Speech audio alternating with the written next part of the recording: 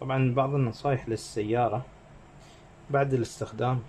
لازم السيارة تتنظف. إذا عندك بروش فلازم تنظفها، أو حتى إذا عندكم البريشر هذا اللي هو ممكن تنظف السيارة فيه. لازم نتأكد من كل الأغراض ثابتة. البراغي هاي ثابتة، ما في منها شيء طاح عقب الاستخدام. نصيحة للي يسوق السيارة في البر، دائما التاير التي فيه فتحات يتنفس منها التاير، فهذه نصيحة ان تسكر بلزق اساس رملنا ما شاء الله ناعم ويدخل في شو اسمه التاير. فاذا دخل في التاير خذ وزن واختربت ميزانية التاير نفسه، فتبدأ السيارة ترقل او ما تمشي عدل، تاخذ على برد ولا شيء. فهاي من النصايح اللي ممكن انتوا تحافظون فيها على التاير، تشوفون هذه الفتحات هذه تسكرونها، لان خاصة اللي يستخدم سيارة بالرمل. اللي في الشارع يعني ما في رمل وايد. فهاي بعض النصايح، بنكمل ان شاء الله. الحين في هالسيارة احنا جالسين نغير الحين التواير. حطيت التواير جديدة اخف. ليش؟ لان التواير هذه فيها رمل وتخرب على سير السيارة. لكن في طريقة نصورها. نفتح التواير بمادة الأسيتون، نشيل الفوم اللي داخل ونغيره، ننظف التواير طبعا، ونرد نلزق التواير بالرم هذا وبالجلو. ومثل ما قلنا تحطون اللزق هذا أساس إنه ما تخرب التواير يعني بشكل سريع، تحافظ على التواير. طبعا لازم تكون عندكم بعض العدة البسيطة لصيانة السيارة. حتى اللي ما يعرف الصيانة لازم تكون عنده العدة، أساس إذا شاف مثلا برغي راخي يشد عليه. الأشياء البسيطة يقدر شو اسمه يشتغل فيها بروحه. فهذا الألين كي هي المعروفة في هواية السيارات هذه. في أي مكان يبيع أغراض الهوبيز بتحصلونها. هاي بعضها يعني كلها ألين كيز، وعلى 1.5 و2 و2.5. وفي بعد هذا الكبير اللي هو 3. غير هذا مثلا هالسيارة 1/10 بتحتاجون هاي سبانة هذه تقريبا حق التواير.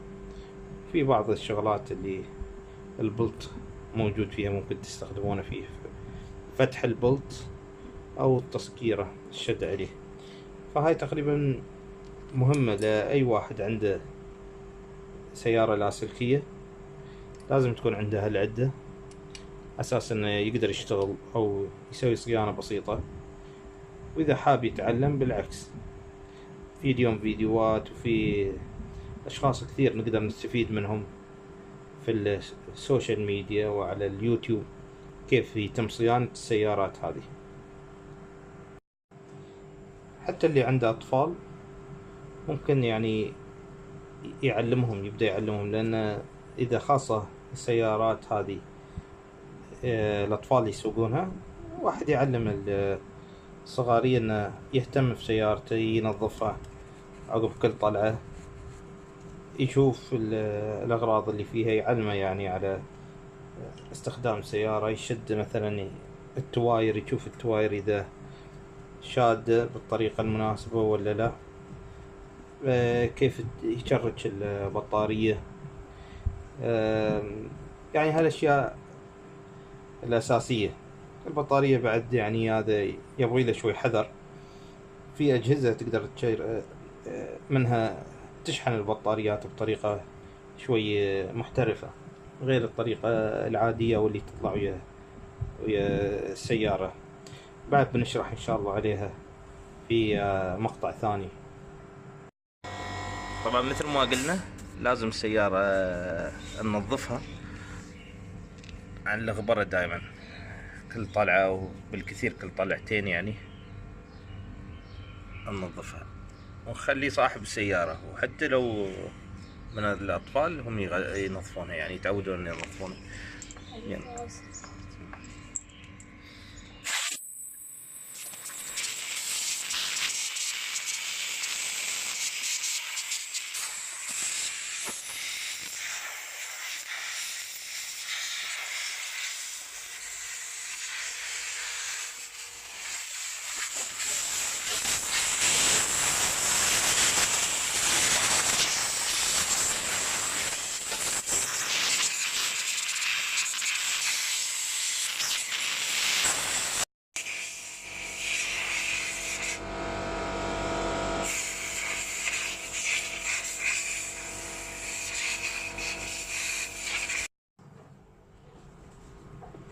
طبعا نشوف السيارة قبل كيف كانت وسخة والحين كيف.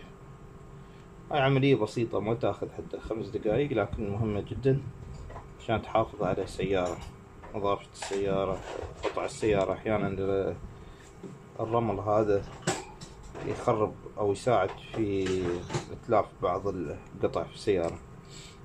حتى إذا الرسيفر عندكم مكشوف حاولوا هنا اللي هو اللي ما عنده الكمبريسر اللي هو البريشر عادي يعني ممكن بالبروش يعني.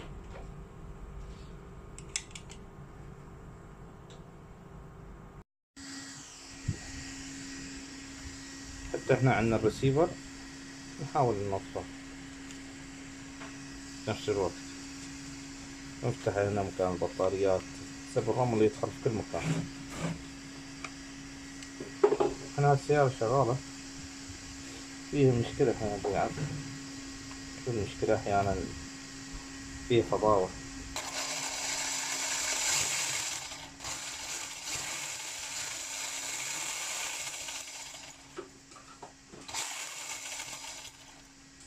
نشوف المشكلة ونعدلها.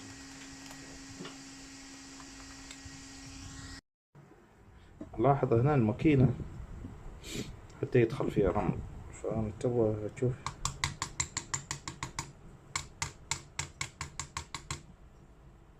نشوف الرمل كان تو بصورة أكبر، نخف. فبنحاول نفتحها نشوف نتأكد يعني. طبعا في هنا براغي تطلع فيها الماكينة، ونشوف انه بالهواء يعني ننظفها. نتأكد الموتور يعني يدور بسلاسة، فتشوف انه في صوت. فهذا يمكن البيرنج عطلان، في 2 بيرنجز يمكن فيه وساخة يبغي له تنظيف. فالحين بنصور لكم كيف. انا فتحت البراغي، ها في برغي هنا واحد مو طايع يفتح، انا اتوقع انه يحطون فيه جلو. فهذا يبغي له حرارة شوية، بنحره وبعدين بنحاول نفتحه. لكن تشوف الصوت لازم ما يكون فيها الصوت، لازم يكون في الدوران سلس. ففتحنا الحين البرغي هذا، لو نلاحظ هنا هذا عليه جلو. دائما البراغي اللي تيود حديد مو بلاستيك يعني الطرفين يكون حديد، الأغلبية يحطون فيه جلو ثريد لوك، يعني مو بالجلو العادي، في جلو خاص يجي حق الأشياء. فيحطونه. فمع الحرارة بطل، يعني إذا حسيت إنه هذا قوي وما ينفتح وياك، لا ترص عليه، لأنه بتسحته من فوق بعدين ما بتقدر تفتحه، تكون عملية وايد أصعب. فبالحرارة. فتحنا الحين ماكينة، في أي بصاخة لازم هالبصاخة موجودة، بس الحين لازم نتأكد، يمكن بيرنجات عطلانة. نحاول ننظفها، ننظف البيرنجات، نطلع البيرنجات هذه ننظفها، نتأكد انه زين. اذا صلحت ما تصلحت لازم نغير البطارية، اقول الموتور هذا كامل. نشوف هذا البيرنج، قلم الرصاصة هنا، شوفوا كيف هذا كله فيه رمل، المفروض يدور بروحه. هاي يبغي له تنظيف، والأحسن إذا في قطعة ثانية نفس هذا على طول تغيير، ما يحتاج تنظيف. لكن لأن ما عندي سبير بارتس له، بحاول أنظفه إلين ما أخذ له. حاولت أنظفه لكن لو تلاحظون ما يدور، فما في إلا نغيره. فدائما إذا عندكم قطع قديمة مثلا عطلانة ولا شيء، دائما احتفظوا فيها، لأن ممكن تستخدمونها كسبير بارتس. أنا عندي هالماكينة نفس السيارة هذه، انكسر الهيد ماله، الماكينة شغالة ما في أي شيء، بس الهيد الراس هذا انكسر. فالحين شو بسوي؟ باخذ البيرنج من هنا وبحطيه في السيارة، في الماكينة هذه.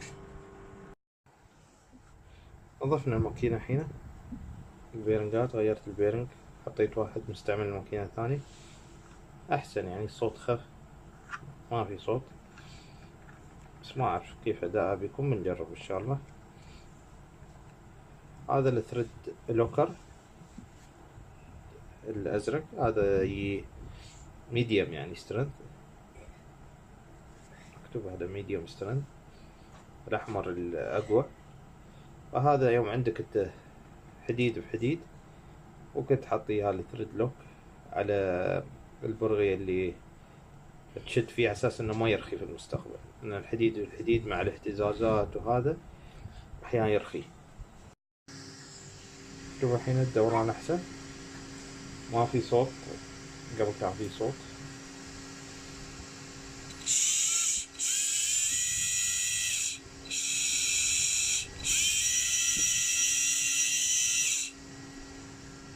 نجربها نشوفها، إذا ردت اختربت بسرعة ممكن هنا نبدل الموتور هذا كامل. خلاص ركبنا مثل ما نشوف الماكينة، الجير هنا.